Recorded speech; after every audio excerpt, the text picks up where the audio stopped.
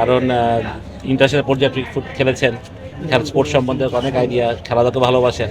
তো আমার মনে হয় যে মানে আমরা একটা পরিবর্তনের আভাস পাবো। আমার মনে হয় যে ঠিকমতো যদি আমরা সবাই ওনাকে সহযোগিতা করি, স্পোর্টসের মানুষ যারা আছেন, তাহলে আমি অবশ্যই মনে করি যে বড় একটা চেঞ্জেস আসবে বাংলাদেশ ফুল স্পোর্টসে, সেটা সবথেকে বড় কথা।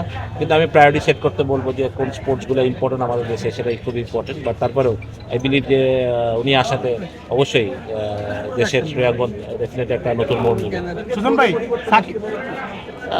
আসতেই পারে, না আসার তো কোনো কারণ নেই, আসতেই পারে যদি প্রয়োজন হয়। কারণ এই ক্রিকেট বোর্ডটা গত বিগত যেই কয় মাস হয়েছে আমি মনে করি না যে রানিং ভেরি প্রপারলি। কারণ যে ঘরোয়া ক্রিকেট হচ্ছে না, আমরা ওয়ার্ল্ড কাপ খেলতে পারিনি, আরও অনেক কিছু হচ্ছে যেগুলো আমার মনে হয় না ক্রিকেটের জন্য ভালো হয়েছে কিছু।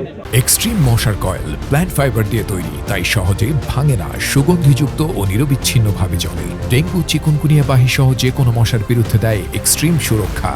বাট আমি বলবো না যে এখানে সবাই খারাপ, সবাই ভালো, এগুলো কথা আমি বলতে চাই না। কারণ যারা এসে তারা অবশ্যই চেয়েছেন ভালো কিছু করতে, কিন্তু তারা হয়তো হয়নি।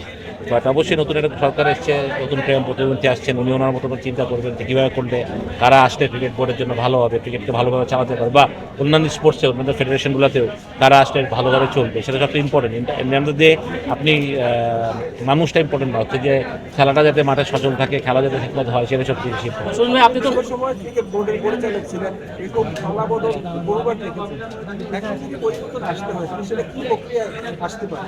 আমার মনে হয় যে মানে ইলেকশন হোক প্রপার, যদি আমার মনে হয় যে ইলেকশনে যদি প্রপার হয়, যার যোগ্য তারাই আসবে, সেটা তখনই মানুষই বেছে নেবে যে কারা আসলে যার যার জায়গায় ঠিকমতো মানুষ নিয়ে আসতে পারলেই হবে। কারণ আমার মনে হয় যে আমি জানি না কী হবে ফিউচারে, বাট যেহেতু এটা ইলেকটেড বোর্ড, এটা তো মানতেই হবে। সেই ইলেকশনটা যেভাবেই হোক, ইলেকশন তো একটা হয়েছে, সেটা নিয়ম ভেঙে হয়েছে বা যেভাবে হয়েছে, ইলেকটেড বোর্ড এটা কীভাবে সরানো যাবে বা যেটা সরকারই ঠিক করবে।